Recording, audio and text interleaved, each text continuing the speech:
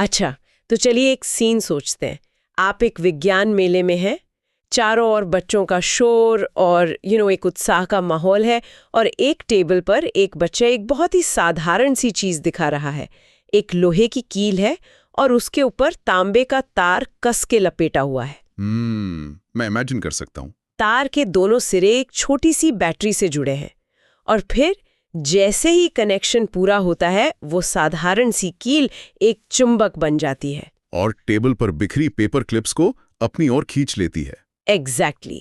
और जैसे ही बैटरी का तार हटाया, सारे क्लिप्स वापस नीचे, मतलब जादू खत्म। ये नज़ारा मुझे हमेशा हैरान करता है। इसमें कोई छिपा हुआ चुंबक तो है नहीं, कोई ट्रिक भी नहीं है, बस एक बैटरी, तार और कील। तो सवाल ये है कि बिजली और चुंबकत्व के बीच आखिर ये रिश्ता है क्या? आज हम इसी की तह तक जाएंगे। आज की हमारी खोज का मिशन है ये समझना कि विद्युत धारा यानी बिजली का बहाव कैसे चुंबकीय और तापीय प्रभाव पैदा करता है, और ये भी जानेंगे कि ये सब शुरू करने वाली बैटरी के अंदर आखिर होता क्या है। और इस खोज के लिए हमारे स्रोत विज्ञान की एक पाठ्य पुस्तक से हैं, लेकिन इसे एक सूखी क्लास की तरह नहीं समझना है। ये स्रोत हमें कुछ बहुत मजेदार प्रयोगों और उदाहरणों के जरिए इन कॉन्सेप्ट्स को समझने में मदद करेंगे। तो चलिए सीधे उस विज्ञान मेले वाली कील पर वापस चलते हैं। वो एक अस्थायी चुंबक था, है ना? स्विच ऑन तो चुंबक, स्विच ऑफ तो नहीं। तो क्या इसका सीधा सा मतलब ये है कि बिजली से चुंबक बनाया जा सकता है? बिल्कुल, आपने एकदम सही पॉइंट पकड़ा। यही इस पूरी घटना का मूल सिद्धांत है। जब भी किसी तार से बिजली यानी विद्युत धारा बहती है तो उसके चारों ओर एक अदृश्य चुंबकीय क्षेत्र बन जाता है। अच्छा। इसी को विद्युत धारा का चुंबकीय प्रभाव कहते हैं। जैसे आप करंट रोकते हैं, वो चुंबकीय क्षेत्र भी तुरंत गायब। और मजे की बात यह है कि इसकी जो खोज हुई थी ना, वो पूरी तरह से एक संयोग था। सच में, उनकी टेबल पर एक बैटरी और तार का सर्किट पड़ा था। अच्छा। और पास में ये कंपास भी रखा हुआ था। एक मिनट, तो मतलब वो जानबूझकर ये प्रयोग नहीं कर रहे थे? नहीं, बिल्कुल भी नहीं। उन्होंने जैसे ही लेक्चर के दौरान सर्किट को चालू किया तो उन्होंने देखा कि कंपास की सुई हिल गई।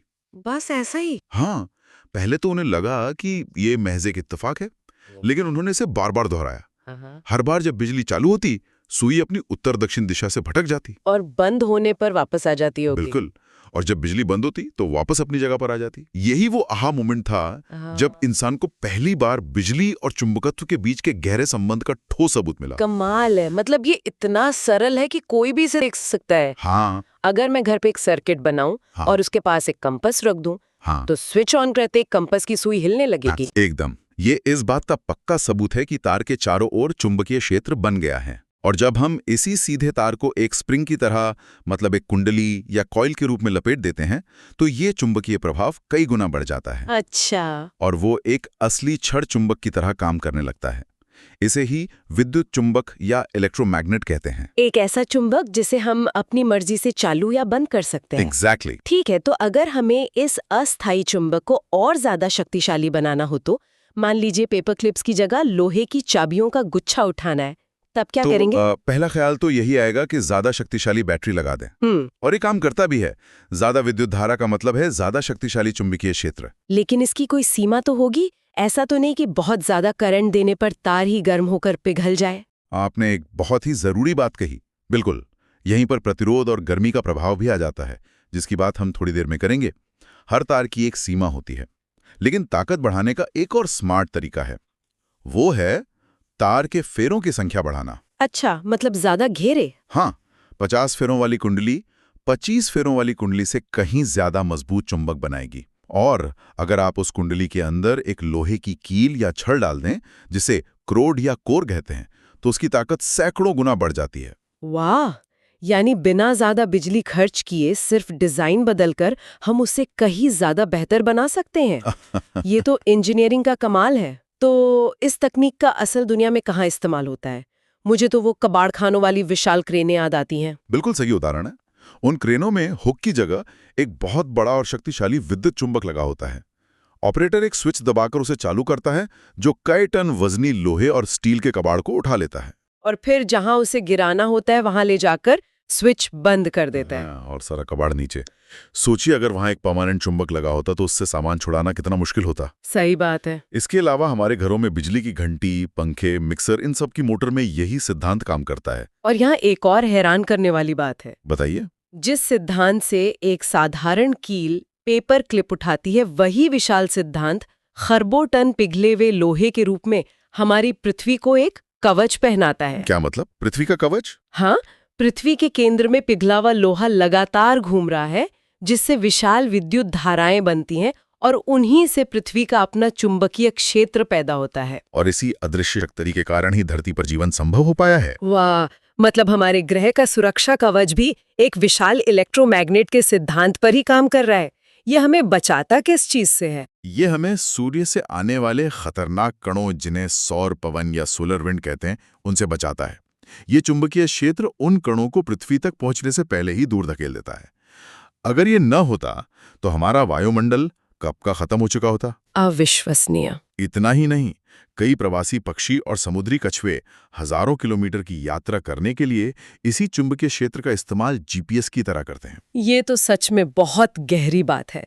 लेकिन जब हम इन विशाल क्रेनों या पृथ्वी के कोर की बात करते हैं, तो जाहिर है इनमें बहुत ज्यादा ऊर्जा शामिल होगी। और आपने पहले गर्मी का जिक्र किया था। मेरा लैपटॉप चार्जर इस्तेमाल करते हुए हमेशा गर्म हो जाता है। क्या इसका भी बिजली के प्रवाह से कोई कनेक्शन है? बिल्कुल है। ये विद्युत धारा का दूसरा महत्वपूर्ण प्रभाव है, तापीय प्रभाव।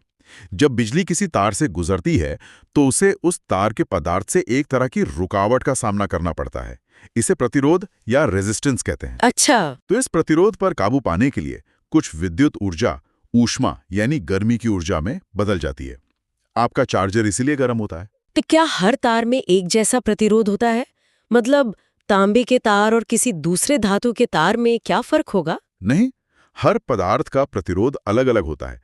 जैसे तांबे का प्रतिरोध बहुत कम है, इसीलिए उसे बिजली के तारों के लिए इस्तेमाल करते हैं, ताकि कम से कम ऊर्जा गर्मी में बर्बाद हो। वहीं दूसरी ओर नाइक्रोम नाम की एक मिश्र धातु है, जिसका प्रतिरोध बहुत ज्यादा होता है। जब आप तांबे और नाइक्रोम के तार में बराबर बिजली देंगे तो नाइक्रोम का तार बहुत ज्यादा गर्म होकर लाल हो जाएगा। अच्छा, तो हीटर के अंदर जो लाल रंग का स्प्रिंग जैसा तार दिखता है, वो यही नाइक्रोम है? एकदम सही। इलेक्ट्रिक हीटर, आयरन यानी इस्त्री, पानी गर्म करने की रॉड, टोस्टर और हेयर ड्रायर, इन सभी के अंदर एक तापन अवयव होता है, जो नाइक्रोम जैसी उच्च प्रतिरोध वाली धातु का ही बना होता है। मतलब हम यहाँ जानबूझकर इस तापीय प्रभाव का फायदा उठाते हैं। हाँ, बिल्कुल। लेकिन जैसा मेरे चार्जर के मामले में है, ये हमेशा फायदेमंद तो नहीं होता होगा। कभी-कभी ये खतरनाक भी हो सकता है ना? हाँ, और ये एक बहुत जरूरी बात है। अगर तारों या प्लग में उनकी क्षमता से ज्यादा करंट बह जाए तो वे इतने गर्म हो सकते हैं कि उनका प्लास्टिक पिघल जाए। और आग भी लग सकती है। हाँ, या शॉर्ट सर्किट से आग भी लग सकती है। इसीलिए सही मोटाई के तार और अच्छी क्वालिटी के उपकरण इस्तेमाल करना बहुत जरूरी है। सही बात है। और ये सब हमें उस एक चीज पर वापस ले आता है, जिसके बिना न चुंबक बनेगा, न गर्मी पैदा होगी, वो छोटी सी बैटरी। आखिर उसके अंदर ऐसा क्या होता है कि वो तार में करंट दौड़ा देती है? देखिए, इसे समझने के लिए हमें सबसे पुराने और सरल सेल, वोल्टेज सेल को समझना होगा। ओके। इसकी बनावट बहुत सीधी है। दो अलग अलग धातुओं की छड़ें, जिन्हें इलेक्ट्रोड्स कहते हैं, और उन्हें एक रासायनिक तरल में डुबोया जाता है, जिसे इलेक्ट्रोलाइट कहते हैं। इन इलेक्ट्रोड्स और तरल के बीच एक केमिकल रिएक्शन होता है। जैसे ही हम इन दोनों छड़ों को एक तार से जोड़ते हैं, नेगेटिव से पॉजिटिव की ओर चार्ज का फ्लो शुरू हो जाता है और हमें बिजली मिल जाती है। जी। इसकी खोज की कहानी भी तो बड़ी मजेदार है, जिसमें मेंढक शामिल थे। हाँ, वो एक दिलचस्प किस्सा है। 18वीं सदी के अंत में लुइजी गैल्वानी नाम के एक डॉक्टर ने देखा कि जब उन्होंने एक मरे हुए मेंढक की टांग को दो अलग अलग धातुओं से एक साथ छुआ तो वो फड़कने लगी। एक मिनट, मेंढक की टांग, ये तो किसी हॉरर फिल्म जैसा लग रहा है। हाँ, सुनने में अजीब लगता है। गैल्वानी को लगा कि मेंढक के शरीर में कोई जानवरों वाली बिजली होती है, लेकिन उनके साथी वैज्ञानिक एलेसांद्रो वोल्टा इस बात से सहमत नहीं थे। अच्छा। उनका मानना था कि बिजली मेंढक से नहीं बल्कि दो अलग अलग धातुओं और उस नम तरल के कॉम्बिनेशन से पैदा हुई है। तो उन्होंने इसे साबित कैसे किया? और देखा कि बिजली तब भी पैदा हो रही थी। यही दुनिया की पहली बैटरी थी, जिसे वोल्टीय पाइल कहा गया।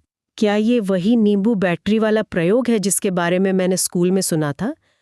मुझे हमेशा लगता था कि वो बस एक मजाक है। क्या वो सच में काम करता है? हाँ, बिल्कुल काम करता है। वो वोल्टा के सिद्धांत का एक बेहतरीन उदाहरण है।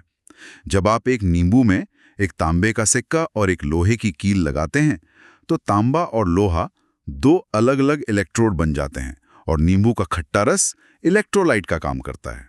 उससे कितनी बिजली बनती है? एक नींबू से तो बहुत कम बनती है, लेकिन अगर आप 5-6 नींबू को सही तरीके से जोड़ दें तो उससे इतनी बिजली बन सकती है कि एक छोटा सा एलईडी बल्ब जल जाए। कमाल है। तो आज हम जिन बैटरियों का इस्तेमाल करते हैं वे भी इसी सिद्धांत पर काम करती हैं, जैसे मेरे टीवी के रिमोट वाली या मेरे फोन वाली? सिद्धांत वही है, बस टेक्नोलॉजी और केमिकल्स बेहतर हो गए हैं। आपकी टीवी के रिमोट में जो हैं वे शुष्क सेल या ड्राई सेल हैं। ड्राई सेल क्यों? क्योंकि उनमें तरल इलेक्ट्रोलाइट की जगह एक गाढ़ी नम लई यानी पेस्ट का इस्तेमाल होता है। ये एक बार उपयोग वाली होती हैं, मतलब एक बार खत्म होने पर उन्हें फेंकना पड़ता है। वहीं आपके फोन, लैपटॉप या इलेक्ट्रिक गाड़ी में पुनः आवेशनीय यानी रिचार्जेबल बैटरीज होती हैं, जिन्हें हम बार बार चार्ज कर सकते हैं। हाँ, जैसा कि नाम से ही पता चलता है। इनके अंदर होने वाली केमिकल रिएक्शन को बिजली देकर उल्टा किया जा सकता है। आजकल सबसे आम लिथियम आयन बैटरी है। लेकिन ये भी हमेशा के लिए तो नहीं चलती है ना? नहीं, हर बार चार्ज और डिस्चार्ज होने पर उनकी क्षमता धीरे धीरे कम होती जाती है। तो आज की हमारी इस गहरी पड़ताल का सार ये है कि कैसे एक साधारण बैटरी के अंदर होने वाली रासायनिक क्रिया से बिजली बनती है, और फिर वही बिजली जब तारों से गुजरती है तो अपने दो जादुई प्रभाव दिखाती है। एक अदृश्य चुंबकीय शक्ति पैदा करती है जो मोटरों को घुमाती है, और दूसरा गर्मी पैदा करती है जिससे हमारे घर गर्म रहते हैं। हाँ, और ये दोनों प्रभाव मिलकर हमारी आधुनिक दुनिया की नींव बनाते हैं। यहाँ एक दिलचस्प सवाल उठता है जिससे सोचने का एक नया रास्ता खुलता है। हमने अब तक बात की कि बिजली का प्रवाह चुंबकीय क्षेत्र बनाता है, लेकिन क्या हो अगर मैं कहूं कि इसका उल्टा भी सच है? मतलब? एक गतिशील चुंबक भी एक तार की कुंडली में बिजली पैदा कर सकता है। सच में? मतलब ये रिश्ता दो तरफा है? हाँ, बिल्कुल। और यही वो क्रांतिकारी सिद्धांत है जिस पर हमारे पावर प्लांट के लगे बड़े बड़े बिजली जनरेटर काम करते हैं। अच्छा। वहां भाप या पानी के दबाव से विशाल टरबाइन को घुमाया जाता है जो अपने साथ लगे चुंबकों को घुमाते हैं। ये घूमते हुए चुंबक पास में रखी तार की विशाल कुंडलियों में बिजली पैदा करते हैं और वही बिजली हमारे घरों तक पहुंचती है। ये तो वाकई अद्भुत है।